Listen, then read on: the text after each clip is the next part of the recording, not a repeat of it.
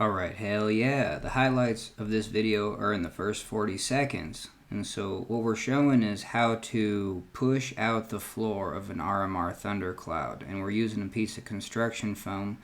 Mainly, these two straps are very important because they reduce the width and they push down on the thwarts even more. So there's the construction foam, and this video is kind of in reverse. Here's cutting. Here's how we lay out our template. And it fits in my van, hell yeah.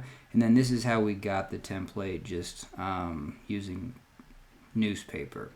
Alright, so hell yeah. So this is the full footage if you just want to see the process. At the end, we actually do a lot of testing and talking, so I'd flip to the end of the video. But anyway, I just wanted to make this as easy as possible video for myself.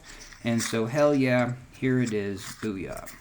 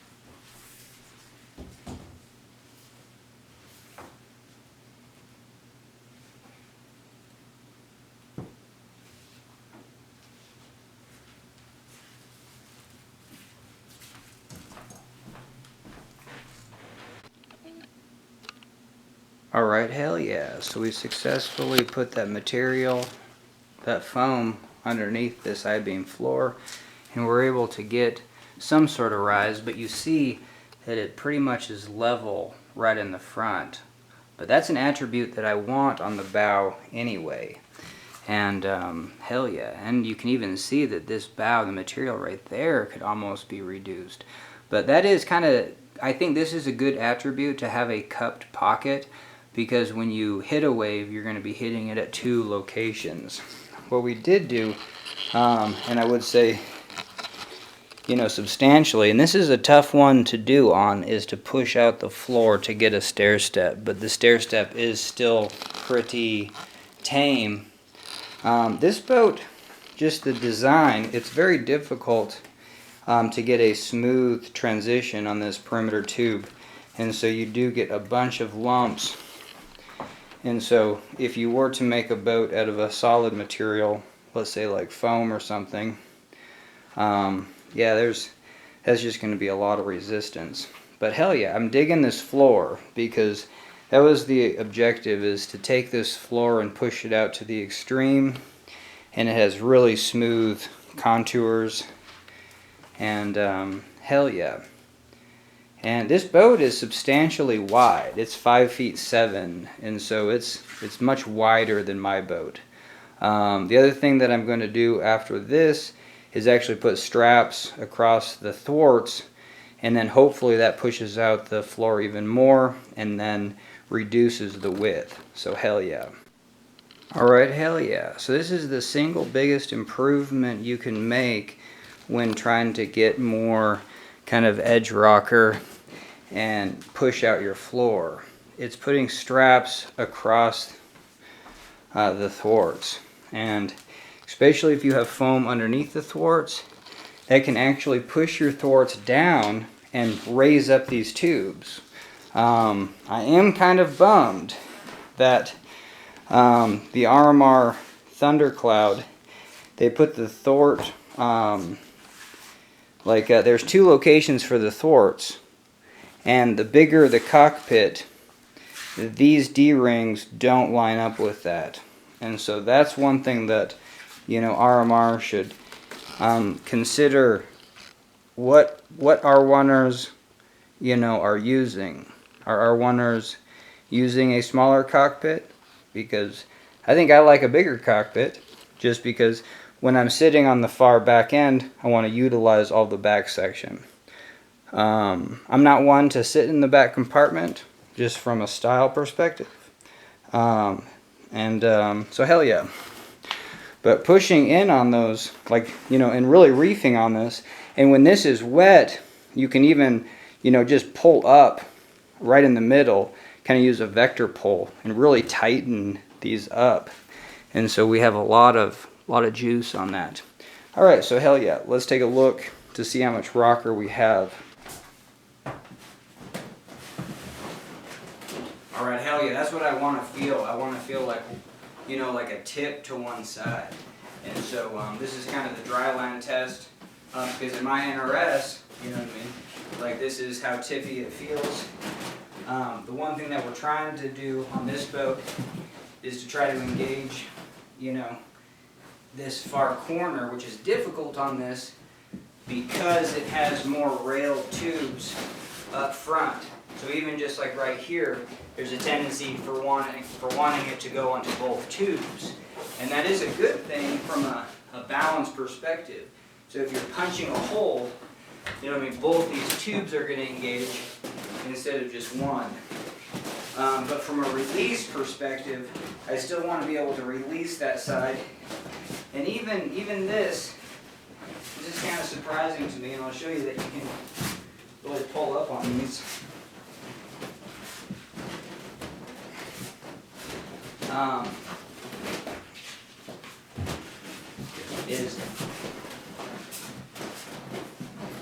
Yeah, now that feels pretty good. I guess just from the dry line test, I just can't know. What I'm feeling is the stability, and that's a good thing. Even if you have edges, there's no reason that when you go onto an edge, it has to be like a very tippy point. I'm just really stable over here, and that's a good thing. I just can't see what's being released. But if that's being released, and I think it is, yeah, hell yeah.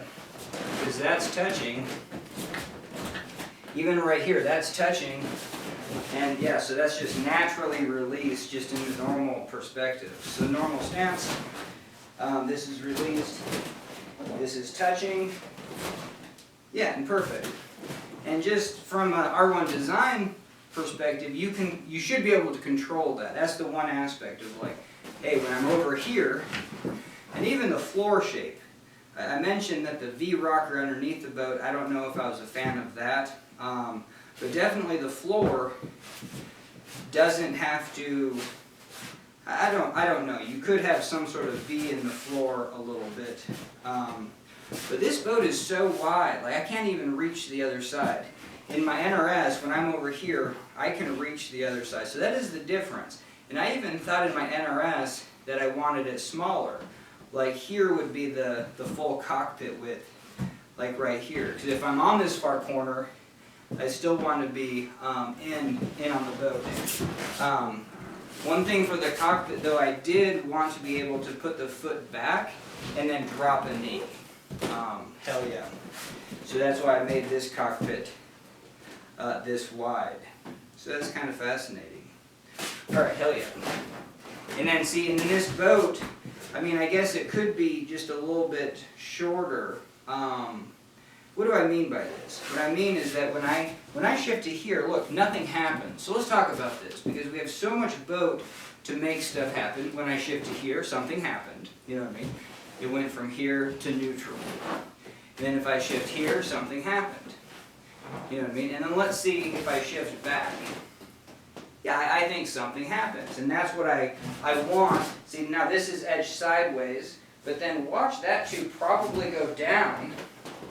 You know, this tube is now probably engaged. And that's what I actually want to experiment with, that triple divide. I want to do all my 3/4 turns from this corner, and potentially back here, but I don't mind being able to roll onto this tube, you know, to get kind of this motion. And that's kind of fascinating that I don't get it from there almost. You know, so. Yeah, hell yeah. Let's get on my strong side and see if, yeah, I can put a butt on that. So hell yeah. Yeah, it's interesting. I actually, this is my strong side, but I probably, oh, bummer, dude. That's all right. That thing just split down the center. This foam had ridges down the center, and so that's what gave way. And so that's when we put the duct tape on. What I don't want is big cracks already to form in the middle. But we do just have construction foam. And so hell yeah. Before this cracks anymore, we're going to flip it over and see how much extra juice that we got out of this.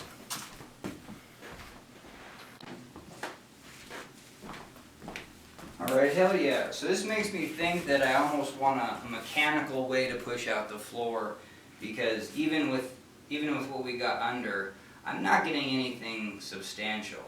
And so, yeah, so that's kind of fascinating. This is pretty decent. This is the largest stair step I've gotten though. So at least I'm getting the stair step. And that's the thing that I want to test. Is like, and yeah, this is the largest stair step I've gotten. And we do have a substantial rocker here.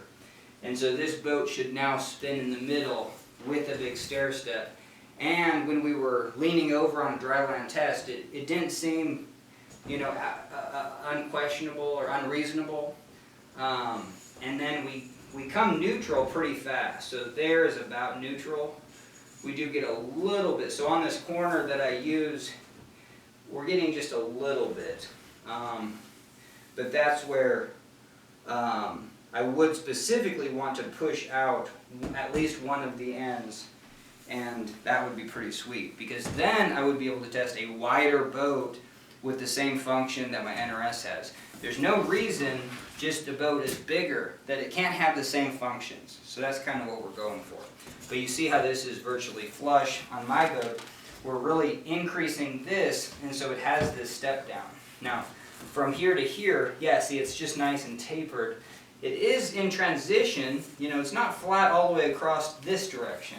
And so, you know, we do have a corner that can be a 3/4 release. Okay, so I think I'm at least going to take this system to the wave because it's using construction foam. We're going to wrap it in duct tape, and that's kind of the construction model that seems to be the easiest for the strength.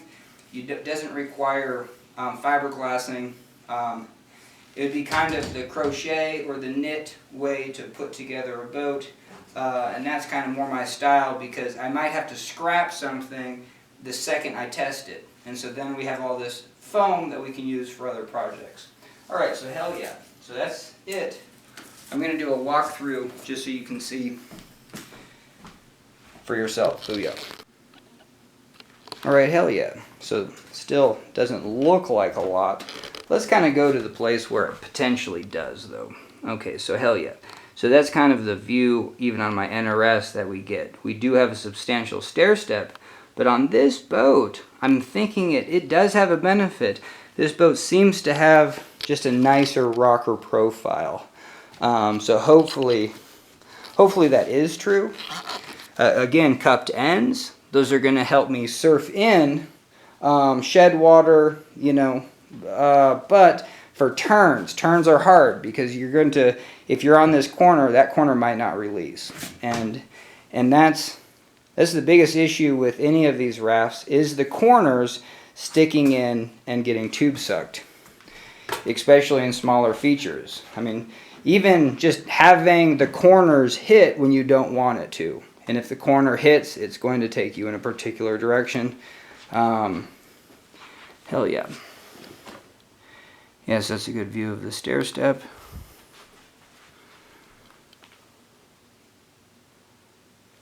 Alright, hell yeah. I don't know what else to show you. So I think that's about it. But definitely I want to push out mechanically.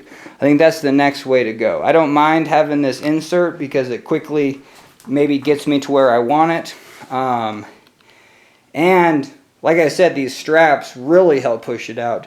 So I think even when I get to the wave, I could, you know, really strap it down. Okay, we're done. Thanks for joining me. Booyah.